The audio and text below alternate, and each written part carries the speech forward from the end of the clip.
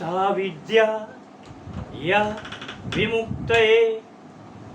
महाराज Lakshmishwar Singh memorial महाविद्यालय दरभंगा का हिंदी विभाग अपने वर्ग तालिका के अनुसार आपके बीच उपस्थित है। आज का यह पाठ समर्पित है स्नातक द्वितीय वर्ष के विद्यार्थियों के लिए। स्नातक द्वितीय वर्ष के विद्यार्थियों के लिए आज जो ग्रंथ है वह है निबंध निकुंज। निबंध निकुंज से आपने पिछले वर्ग में मोक्षदाता राम का अध्ययन किया था। मोक्षदाता राम के उपरांत जो दूसरा पाठ इसका है उसका शीर्षक है स्वरूप देखिए। याद रखना है, स्वरूप एक शब्द नहीं, स्व दंत स्व व संयुक्त स्व अलग और रूप अलग करके इसका शीर्षक लिखा गया है। स्वरूप देखिए शीर्षक का सीधा अर्थ है अपना रूप देखिए। अपना रूप देखिए। आप अपना रूप देखते हैं? नहीं देखते हैं ऐसी बात नहीं है, रोज दर्पण में देखते हैं। पहले तो लोग जल में भी अपना रूप देखते थे।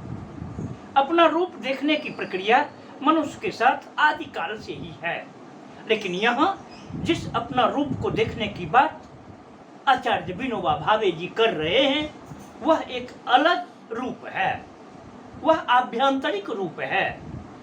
हम पाठ में आगे बढ़ने से पूर्व आचार्य विनोबा भावे जी के ऊपर कुछ दृष्टि डालना आवश्यक समझते हैं।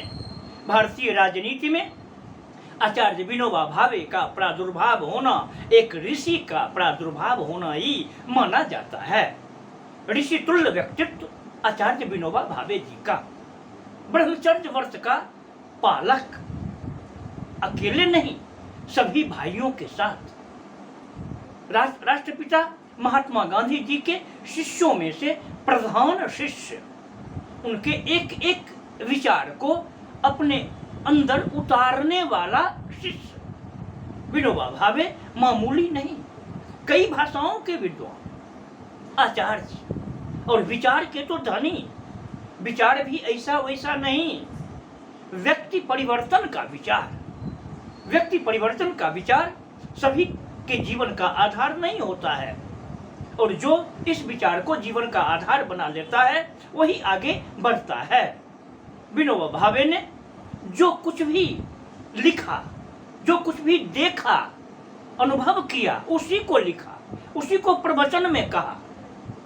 यह भी प्रवचन का ही अंश है। गांधी जी का मोक्षदाता राम भी प्रवचन का ही अंश रहा। तो प्रवचन के माध्यम से भी हिंदी साहित्य के निबंधों का जो विकास हुआ है उसी कड़ी में एक निबंध यह भी है जिसे आचार्य विनोबा भावे ने आत्मिक निरीक्षण करने के उपरांत ही लिखा है। हम कह सकते हैं कि जीवन जीने का संदेशा दिया विनोबा भावे ने। जीवन जीने का संदेशा दिया विनोबा भावे ने।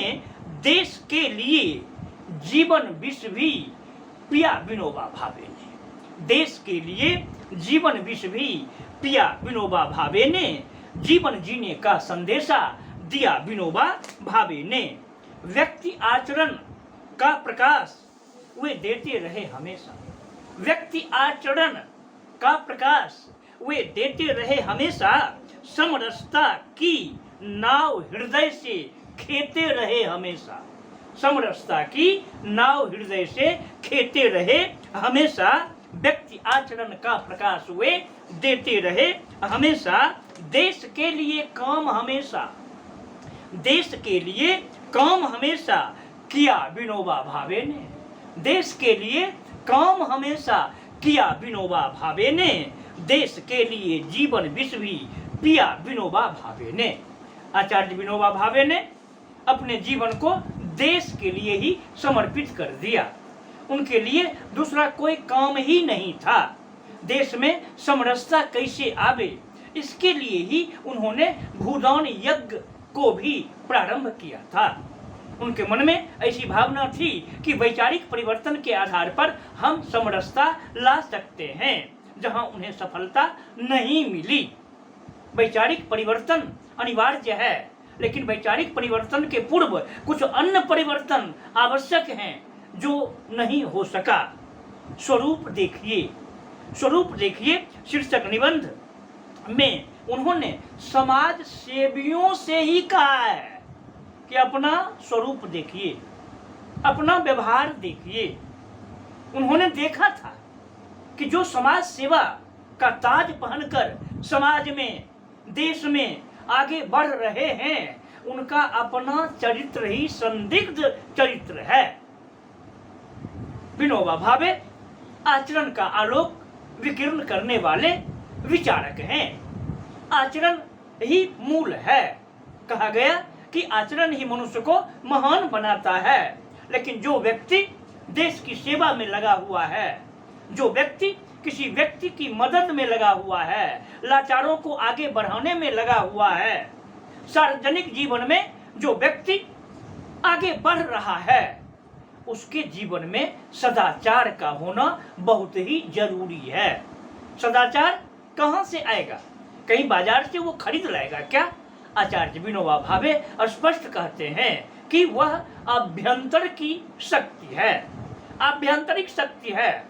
जब तक हम संस्कारित नहीं होंगे, जब तक मनुष्य मात्र के हृदय में मानवीय संस्कार की ज्वाला नहीं उठेगी, तब तक स्वरूप दर्शन नहीं हो सकता है। आप दर्पण में स्वयं को देखते हैं, खुश होते हैं, लेकिन दर्पण में क्या देखते हैं? उल्टा प्रतिबिंब देखते हैं। इसे विज्ञान ने सिद्ध कर दिया है कि हम दर्पण में उल्टी छवि को ही देखते हैं, सीधी छवि को नहीं देखते हैं। सीधी छवि को देखने के लिए आत्मरूपी दर्शन में खुद को झांकना बहुत ही जरूरी होता है। स्वरूप देखिए सीधा अविधात्मक शीर्षक है, कहीं इसमें व्यंजना या लक्षणा का समावेश नहीं है। आचार्य विनोबा सीधे कहते हैं स्वरूप देखिए, क्योंकि अपना रूप अगर आप नहीं देखते हैं तभी दूसरों को देखते रह जाते हैं।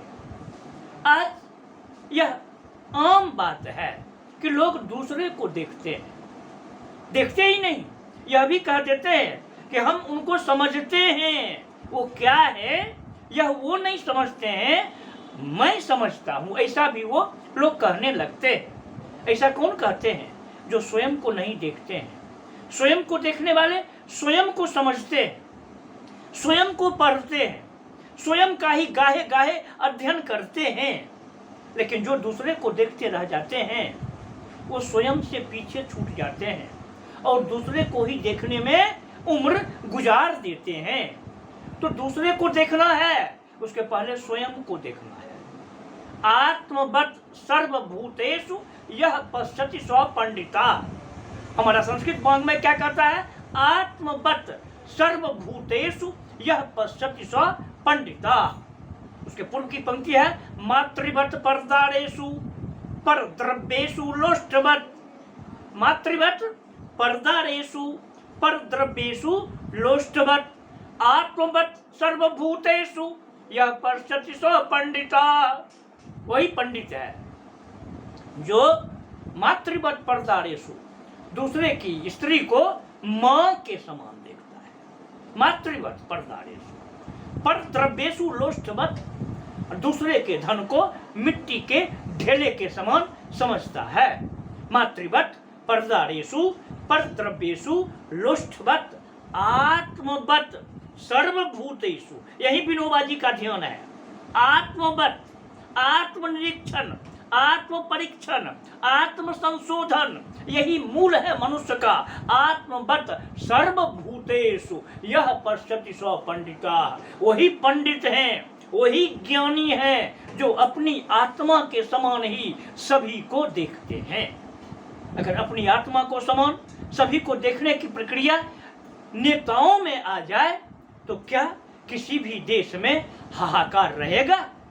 किसी भी देश में विषमता का विष खोलता हुआ नजर आएगा क्या?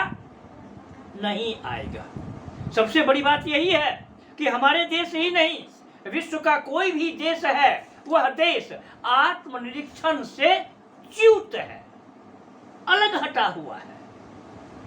आचार्य विनोबा भावे आत्मनिरीक्षण पर जोर देते हैं। स्वरूप देखिए निबंध का शेष पाठ हम अगले वर्ग में आपके बीच में रखेंगे, फिर इसकी समीक्षा भी करेंगे, व्याख्या आदि अभ्यास प्रश्न तक का अभ्यास हम करवाएंगे। आज का पाठ यहीं तक सीमित रहा। ओम शांति, ओम शांति।